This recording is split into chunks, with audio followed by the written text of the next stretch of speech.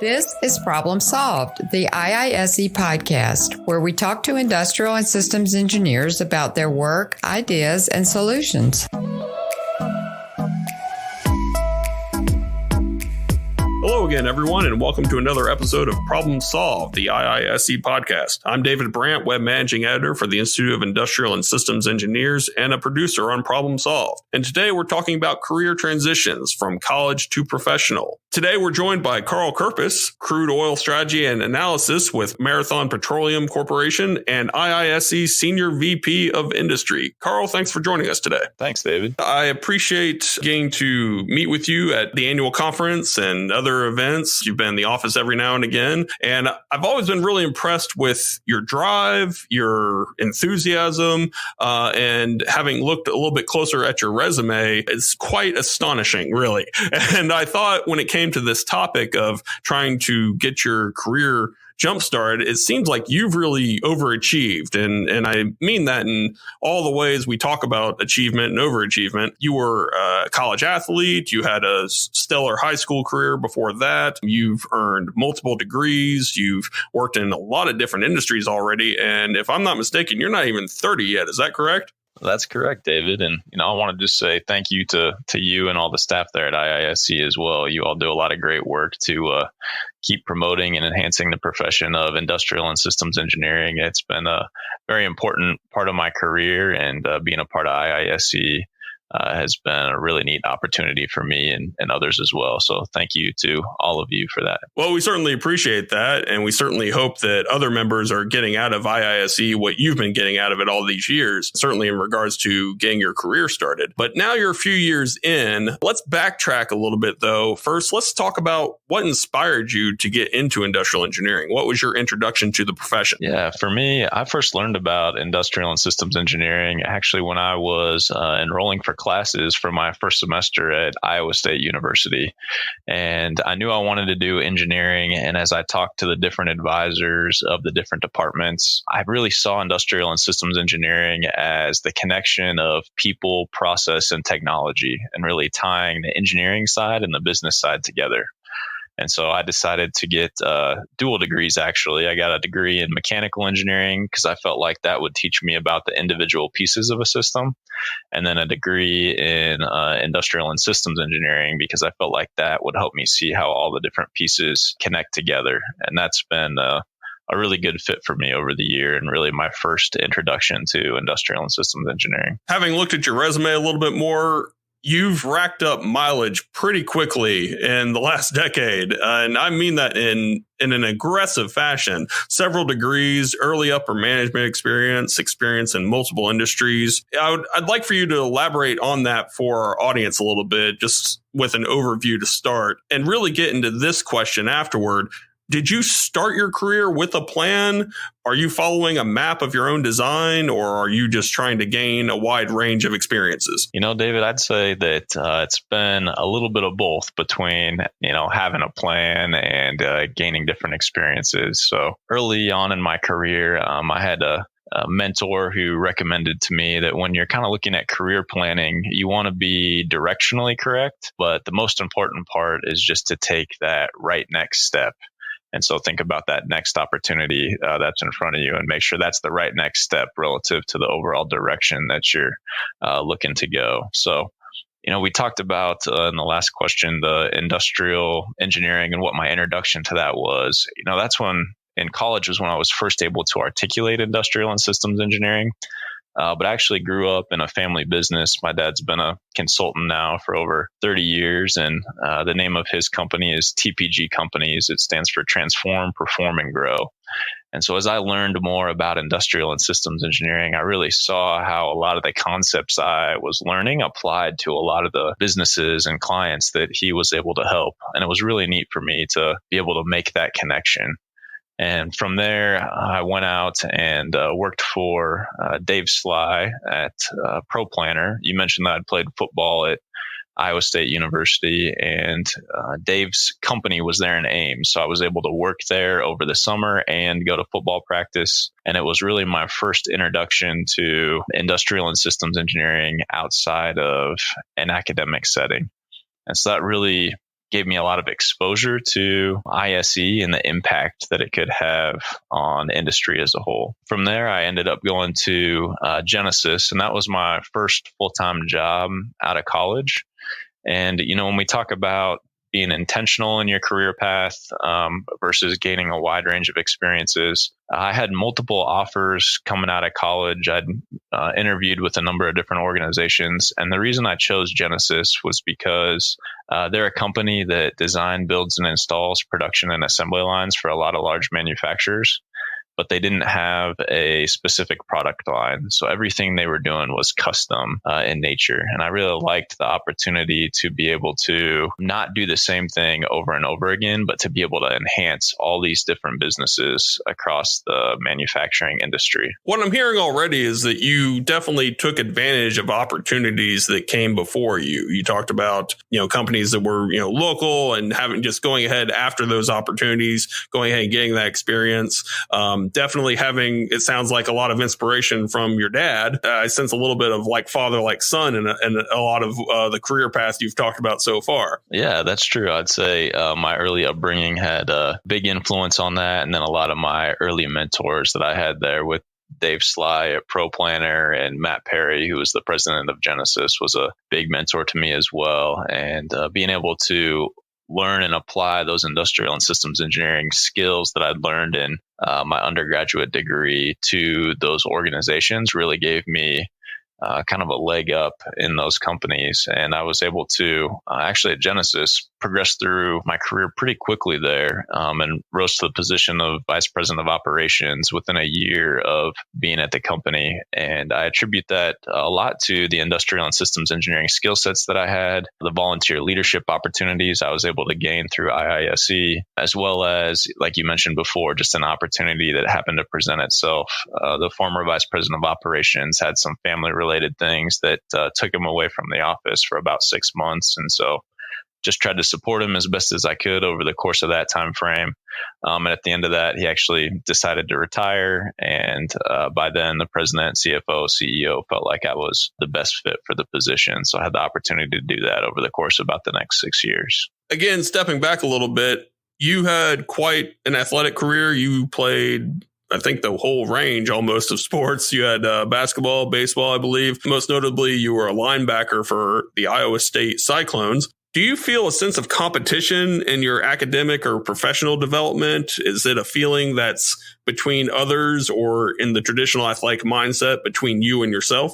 I'd say it's really between me and myself is where I've found the most growth opportunity. Another colleague of mine, John McGraw, he was a former Kansas City Chiefs football player and a captain there. And John has a company now called Vision Pursue, and they talk about performance mindset. And he has a concept that he calls expanding A. That's really bringing all of your attention and effort to the present moment and using that to grow your capabilities in that present moment. And I try to practice that whenever possible. But I will say that, competition with others, what I'm able to gain from that is being able to see the way that they do something different than the way I do it. And in that way, be able to improve myself to become a better me. And being a part of IISE, I've seen that a lot as well, where when I'm at the annual conferences or on webinars, I'm able to see the way that someone else has done something that I might have not thought of, be able to take that and apply it back to improving myself, my career, and the organizations that I'm a part of. So that's been a really neat part about the network that IISE creates. I've seen you at a number of conferences, as I mentioned before. I don't imagine your name is unknown among many of our longtime members. You're a part of a digital generation in millennials that has been seemingly exposed most often to the idea of self-branding for whatever purpose. To that point, I've heard you say Kirpes with a purpose more than once. So is there an element of self-branding in how you make a career for yourself? Is that something you would suggest to college grads who are just now entering the professional world? David, I'll tell you a story on that one. So back when I played football at Iowa State, I actually walked on to the football team to play for Coach Paul Rhodes. And I had been with the team for about 2 weeks after walking on. And I got the impression that the coach didn't know how to say my last name that well. He wasn't really sure how to pronounce it. And because of that, I felt like I was getting less reps. He wasn't calling on me as often. And so I thought to myself, you know what, I got to do something about this. So after one of the days, we were watching film, and I went up and talked to my linebacker coach, Wally Burnham. And I just came up with kind of that self-branding like you talked about, of Kirpes with a purpose. And from then, he was able to remember my last name. I saw myself getting more repetitions. And that's when I saw the value of really creating a lot of that self-branding. So to your point about recent college grads entering the profession and whether I'd recommend really that self-branding for them, I would say that either way, whether you're doing it intentionally or not, you are building a brand for yourself. And so I'd recommend to be intentional. And back to that comment before on the right next step and directionally correct, just kind of have an idea of what you want your brand to be and continue to build towards that. Now, when you were first, transitioning from college to a professional, how did self-branding play out in your career? Well, it's interesting.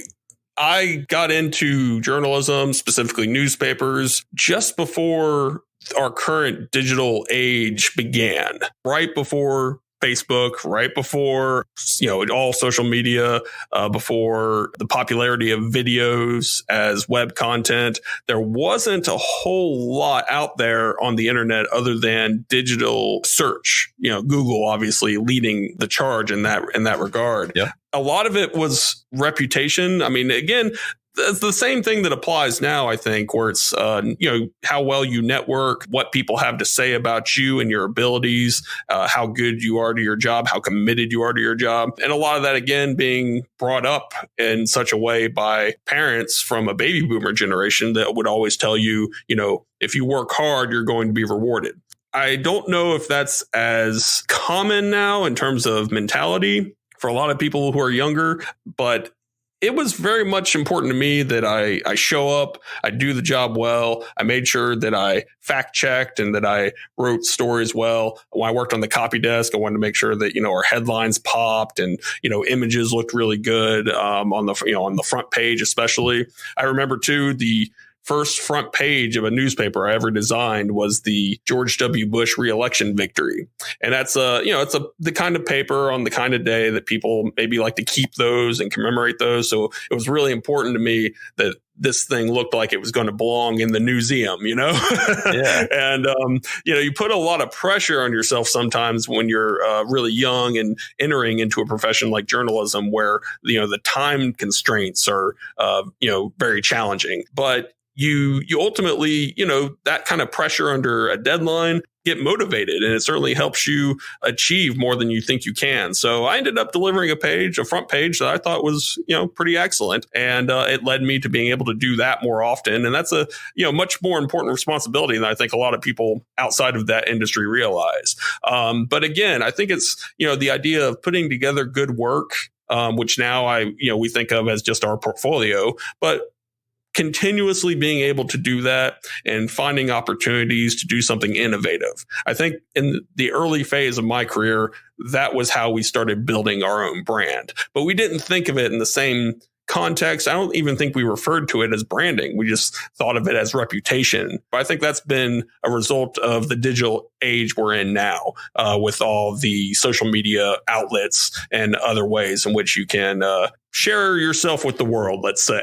Yeah, that makes sense. You were really building that strong reputation earlier in your career. And I agree now with kind of the digital age and a lot of the media outlets, it lets you build that reputation beyond, just your immediate circle of influence and extend that, out to a wider brand that kind of lets the world know what you stand for, what you're about, what your passions and what your skills are. And so it is really neat to be a part of this age. And for me, industrial and systems engineering has always been a a big passion of mine. And so it's neat to be able to continue to build on that and connect with other people who have that same passion. Well, and a lot of it too, I think, comes down to personal value of dependability. You want to be the person other people can count on. And I think that whatever profession you're going into, that's an important role. And that, it can boost the ego a little bit. It can sometimes boost the ego a lot. But at the very least, that your career has a little bit more footing, has a little bit more security, even in the long run, if you can prove yourself to be that person, if you can prove yourself to be the one that people can count on. I think that really goes a long way more than anything else. Even if you sometimes deliver work that maybe is subpar, obviously you don't want to do that too frequently, but every now and again, it gives you room to make mistakes just like anyone else. But at the very least, knowing that you're the type of person that does practice continuous improvement and does want to, raise the bar of their own work ethic and push themselves to achieve even further success. I think that builds that brand, that builds that dependability that others are looking to. Yeah, I agree. And to your point on building that brand and it creating opportunities for you, I had another mentor that had told me, always evaluate what your next best option is. And when you have a really strong next best option, because you have a really strong brand and you have other companies that, want to hire you or individuals in your network that would be willing to support you and work with you, it really allows you to be confident in what you're doing in the current role and maybe even take some risks that you wouldn't have taken otherwise and get the payoff, the benefit of being able to bring those risks to fruition, to success, because you have a strong brand and a strong next best option. It lets you to continue to build on that. And in that way, success starts to build on success. And that brand continues to grow. And on that note, let's talk a little bit about changing industry, because you've jumped around different ones. Obviously, you've had some stability. You've stayed. It wasn't like you just came in for 6 months and left. You've worked in information technology, manufacturing, oil and gas. How did you learn more about each industry as you entered it? I don't imagine that the transition is maybe obvious, but maybe in regards to being an industrial engineer, and this may underscore the whole point, you don't have to necessarily know everything about the industry you're going into, but certainly know about your role and what that role is going to be demanding of you, regardless of what industry you're coming from. Did you ever feel handicapped in your knowledge, even after preparation? What did you do to overcome any obstacles when it came to transitioning from one industry to another? To answer the question, and since we're talking about transitioning from student to professional, I'll actually tie this back into some leadership opportunities that I had through student organizations as a part of my career. And when I was in these student organizations, I implemented a practice of what I called reflective leadership. And so I would be in a situation with another individual in that student organization on my team. I would lead to the best of my ability, but afterwards I would reflect on that opportunity and think about, in industrial and systems engineering mindset, how could I mentally optimize that? How could that have been a better leadership experience?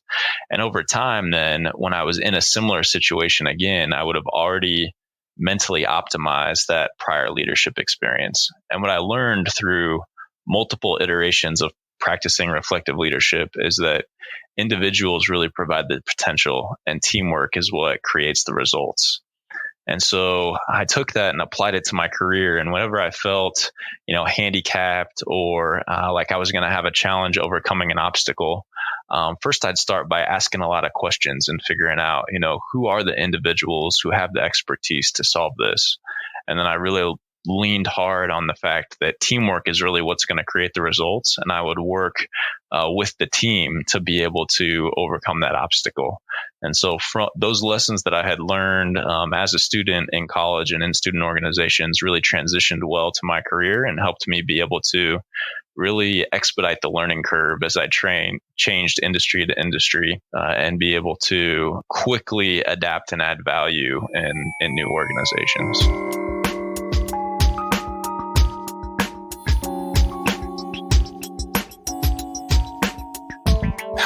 typically do you find mentors? Transferring industries is one thing, but maybe finding yourself having to adapt to new responsibilities can be, still very challenging. What do you look for in a mentor in a new environment? David, when I've transitioned, I met with Greg Goff, who's the CEO of Endeavor, which is an organization that I joined after Genesis. And now he's the executive vice chairman of Marathon Petroleum Corporation, because Endeavor was acquired by Marathon. And when I was talking with Greg, he gave me some really good advice that really, in terms of mentorship, if you can learn just one thing from every person that you meet, you will have a vast amount of knowledge and expertise that you're able to apply in a number of different situations. So I've tried to look at mentors two ways. One is just what can I learn from each person that I meet? And then two, I've created more of what I would call a personal board of directors, individuals who have been consistent mentors or people that I can turn to over the course of my career, regardless of what industry or job that I'm in, who I rely on for more general advice. And so the combination of those two, joining a new role and being able to learn something from every person that I meet within that new organization, and then having that longer term, stable personal board of directors has been really helpful for me when I think about what I've learned from mentors and others as I've transitioned from a student to a professional, and then from one career to a career in another industry. A little bit like you early in your career, moving to a VP position. I had been the assistant news editor of the newspaper I first worked at, and I moved to that position when I was about 25. I was maybe a year and a half, 2 years out of school. And I was working with a lot of veteran reporters. And so it was very challenging for me to recommend ideas or give advice. I didn't feel I could, because I didn't feel like I had earned that type of responsibility or earned the position in that light. Have you had any experience where,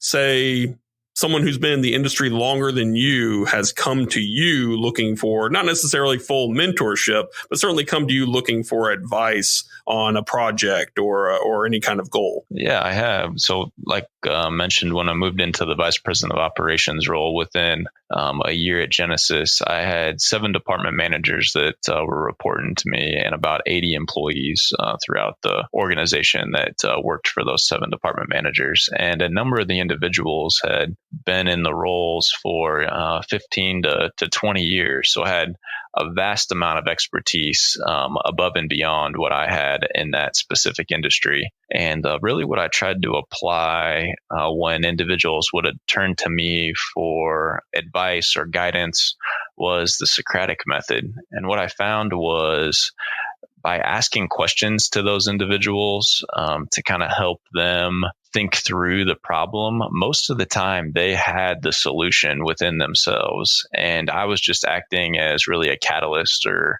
a facilitator to help lead them towards that.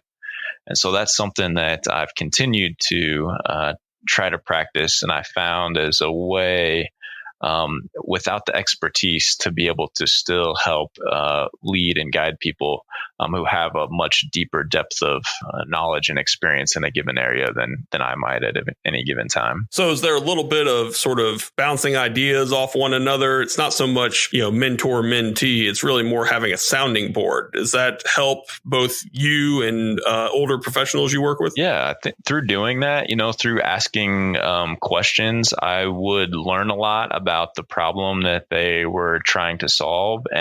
And they, at the same time too, if I would ask a question from a different perspective or a different viewpoint, they would gain kind of a new window through which they were able to look at the problem and be able to gain some additional insight as well. And so I think it was really beneficial for all those involved to be able to learn and grow together, kind of via that Socratic Method approach. You've accumulated plenty of industry experience so far, obviously, and you've got listed on your LinkedIn profile that you're earning a PhD scheduled for 2021. Is academia in your future? Do you envision yourself now as the wise professor in industrial and systems engineering? If not, what exactly is your vision for a path forward? One of the things I love about IISE is that it's the intersection of industry, academia, and students all within the industrial and systems engineering profession. And so in terms of my vision for my career path, ultimately, I'd like to lead an organization within industry. And then kind of as the capstone of my career, I'd like to go back and teach and be able to really pay it forward and pass on a lot of the wisdom that I've learned and that others have shared with me, and be able to continue sharing that with the future generations. And so I am pursuing my PhD right now. I really like the idea of within a PhD, being able to create new knowledge that's never been created before. And it helps me directionally move towards being able to teach kind of the capstone of my career. But I'd say that's a number of years down the road and not any time in the near term. Are you looking to teach at Iowa State, or would you prefer to be, maybe somewhere more coastal, or is there a preference on where you'd like to teach? I'm open to that right now, since it's pretty far in the future, I would say. I haven't really nailed down a specific location. Something that I've seen throughout my career and moving different industries and different companies is that being flexible on location and being able to go where the opportunities present themselves has opened up doors for me that might have not opened otherwise. And so I think I'd take the same mindset in regards to teaching towards the end of my career. Obviously, you're with Marathon right now. Is there a particular industry that you still have on your horizon, an area that you'd still like to work in? I'm really enjoying the energy industry right now and gaining a lot of knowledge and experience through that. In my current role, I'm looking at projects that are 6 months to 5 years on the horizon and helping the company make the decisions today that set us up for success on that time horizon. If I were to name another industry that I might be interested in going into, it would probably be consulting. And it's just due to the fact, like I mentioned, when I took my first job at Genesis, I really like the ability to help a number of different companies across a number of different industries. And that would likely be the path that I would pursue if I were to, pursue another industry outside of energy. How many conferences have you attended with IISE at this point? I could probably say I've seen you at least 3.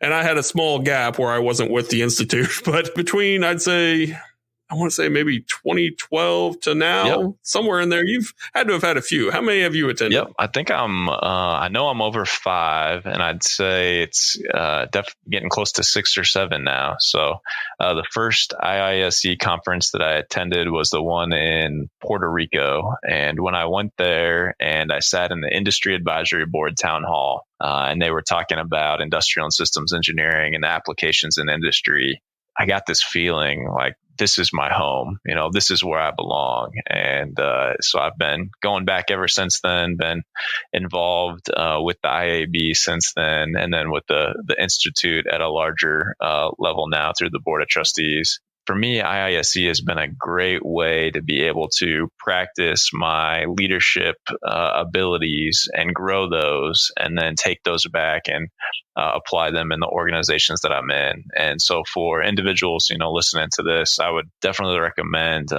getting involved in IISE and seeking out those leadership opportunities. And if they're looking for a place to start, I'm even willing to help connect them with some of the opportunities that are in the organization. Just encourage people to continue to get involved and seek out those leadership opportunities to help them to continue to grow themselves in their career. In the transition from college to professional, whether it be in that first initial year or two, or even in the full spectrum as you have it now, what has been your biggest obstacle or obstacles? Looking back, there's always so much that we learn and we grow and we develop. And I would have loved to have some of the knowledge and skill sets that I have today and be able to have them and apply them, back previously. So I could think of some specific examples, such as, being in a leadership position and having to, let go of an employee that was a really difficult circumstance, and something that, I would have loved to have more of the knowledge that I have now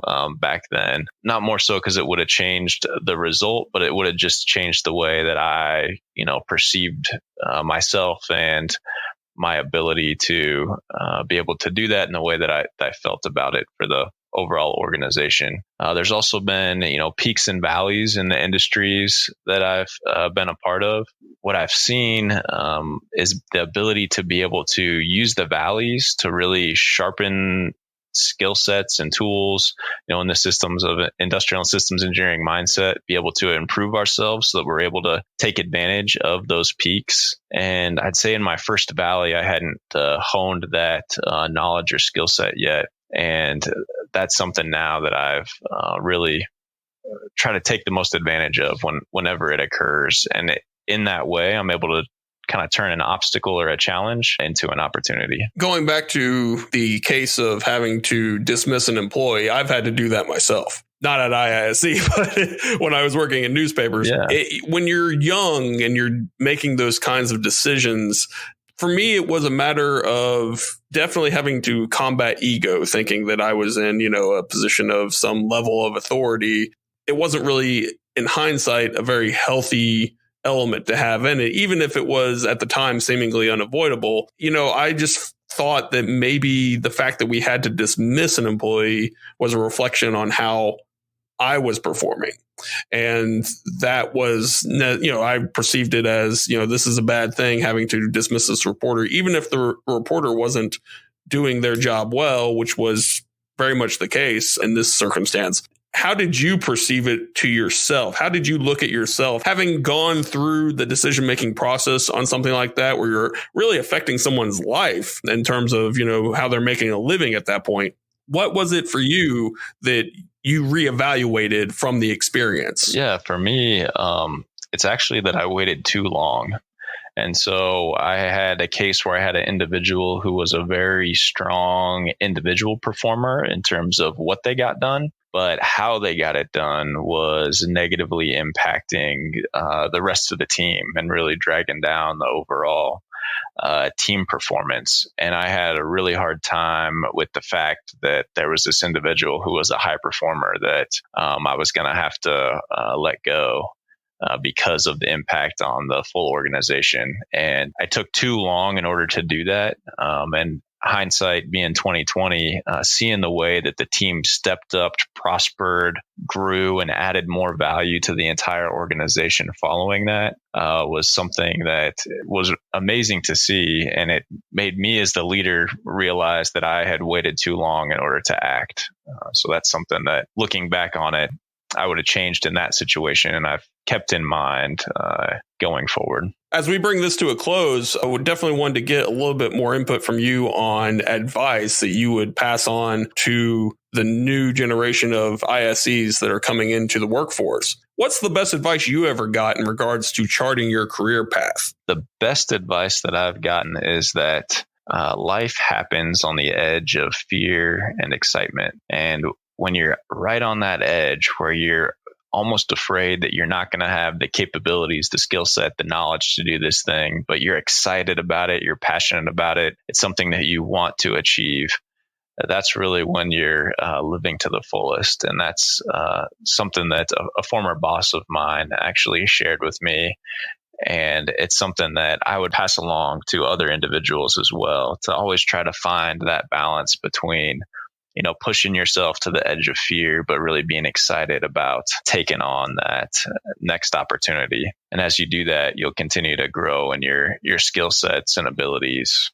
And like we mentioned before, being a volunteer in an organization like IISE gives you a place to be able to do that. And if you were to fail, you can fail in a small way with something that wouldn't be catastrophic to your overall career, continue to learn and grow, and really broaden your capabilities and experience. So that was something that's been invaluable to me. I know you were on a panel back in May at the annual conference in Orlando, in which I think a lot of younger ISEs had been in the room asking the entire panel about various advice and various suggestions on how they chart their career paths. What questions are recent graduates and young professionals younger than you asking you most often? Yeah, I think most of the time they're asking me how to become a leader at a young age. And when they're asking me how to become a leader, they're really asking, how did I move up within the corporation quickly at a young age? And back to what we talked about previously, there's a bit of planning that's involved in that, but there's also just opportunities that present themselves. And so I think the best thing that you can do is continue to grow your own leadership capabilities, because leaders are looking for that kind of that leadership seed within the individuals that they're mentoring and growing, and looking for them to be able to continue to develop and prosper if they recognize that seed in them. And I think that through organizations like IISE, you're able to develop that a lot further and really stand out from other individuals who aren't taking the opportunity to grow themselves above and beyond the workplace. For you, David, being a part of the institute there, are there certain questions that you're seeing or getting from young industrial and systems engineers in regards to how they can continue to grow their career or be more involved with the institute? Every now and again, I get those types of questions, specifically because I think that they perceive everybody on staff to be industrial engineers, which isn't necessarily true. And I'm certainly not. I've spent a lot of years, obviously, writing about industrial and systems engineering in the magazine. And I've written case study after case study. A lot of the advice that I end up giving is really continue to be a part of IISE, continue seeking out mentors. I certainly point to people I know, including yourself, Carl. I'll point to people like Joan Wagner, people who have been involved in it at all stages of their career and really have committed the time and have seen success because they've taken advantage of the opportunities. I do enjoy when I'm on site at the conferences. I really do enjoy talking to students. The thing that I think, and I can speak for the entire staff when I say this, we get so much joy out of the enthusiasm and excitement that not just students, but professionals as well have for the Institute, for being at the conferences, for taking our training. It's really almost overwhelming sometimes because when you're working here in the office, we're obviously constantly working on projects that are going to help all of our members. And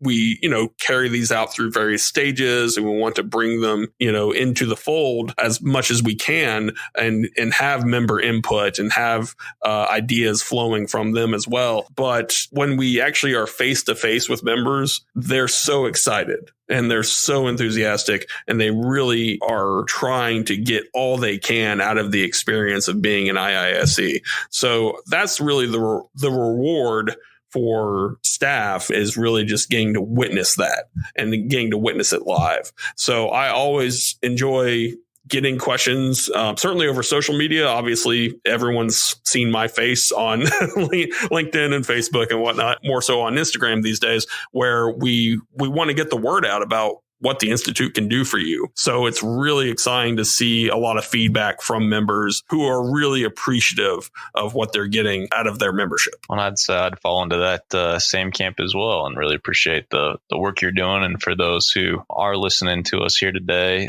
would encourage them to reach out to the staff or to the other volunteers within IISE.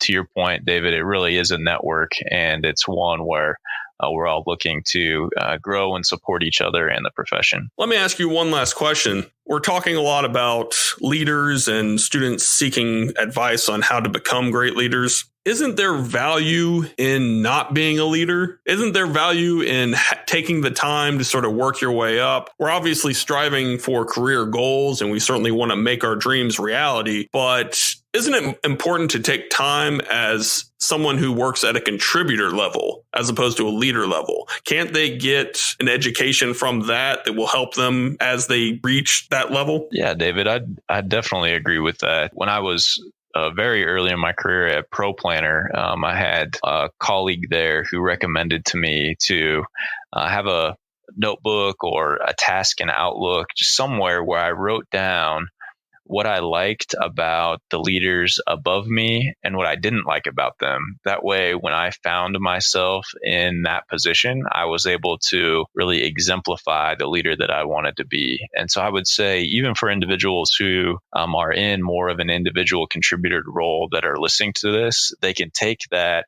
same approach or apply a lot of these concepts that we've discussed in terms of, reflective leadership or taking the right next step, living on the edge of fear and excitement. They can apply those in the roles that they're in now and reflect on how they would want to lead when they were in that position. And I think by doing that, really individual contributors and leaders will be able to take away the lessons that we discussed here today and, apply them back to their careers. On that note, Carl, I greatly appreciate your time. I certainly hope that our listeners, particularly our students and young professionals, got a lot out of this. I greatly appreciate you taking this time to share your experience with us. Oh, thanks, David. I appreciate it as well and look forward to continuing the collaboration. This has been an episode of Problem Solved, the IISE podcast. If you like what you've heard, then please share this podcast with your friends and colleagues. If you're an IISE member, you can participate in discussions about this and other episodes at connect.iise.org. If you're not a member yet, then you can learn all about the Institute of Industrial and Systems Engineers at our website, iise.org. Thanks for listening to our show.